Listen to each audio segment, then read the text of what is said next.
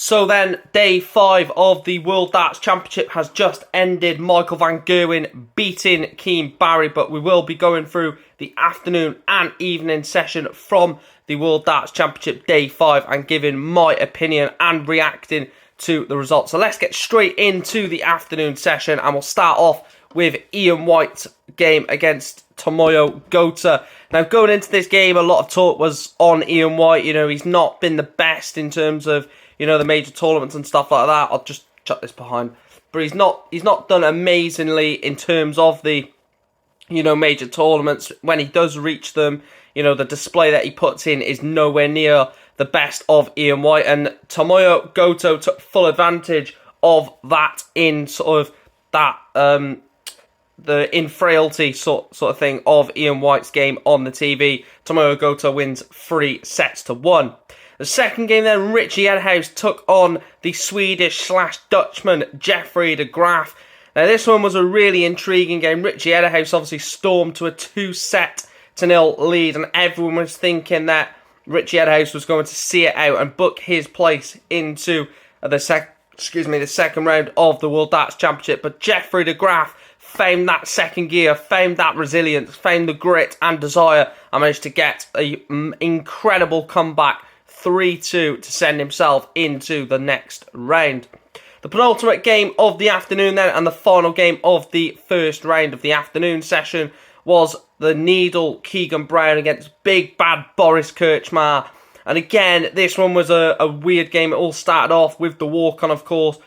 John McDonald called Boris Krčmar as Keegan Brown was walking out. So there was already a bit of, you know, weirdness with that game. But the game itself, it was a really odd game. I thought at times Boris Krčmar was going to absolutely wipe the floor with Keegan Brown. But Brown was battling back and, you know, giving a lot more chances back to Boris Krčmar. But it was the Croatian in the end that got the win 3-1. And the final game of the afternoon session then, and the first game in round 2 of the day. And what a story for the Ginger Ninja, Matt Campbell.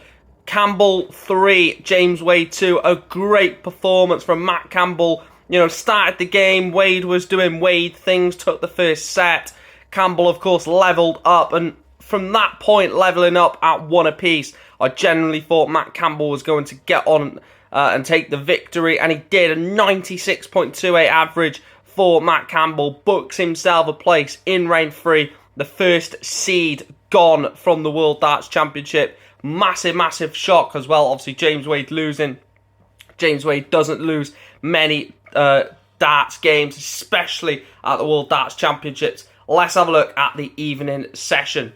So the evening session then started off with Steve beating the Bronze Adonis against Wessel Neumann. Of course, Wessel Neumann recently, in the last couple of years, has only just been allowed to play after, obviously, he had that initial 5-year ban, but has played a lot sooner than the 5 years.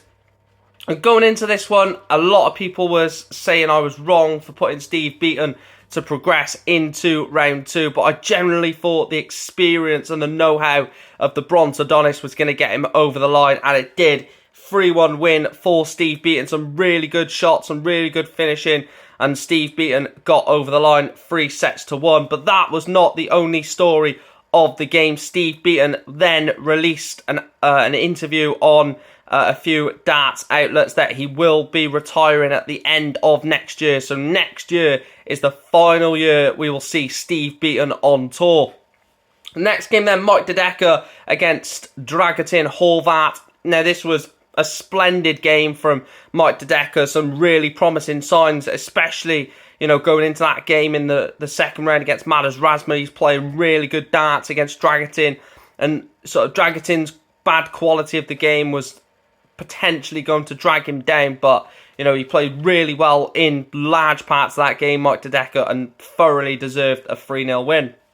The third game of the evening session and the last round 1 game of the day was Ricardo Pietreczko beating Mikuru Suzuki. Now, anyone that comes on to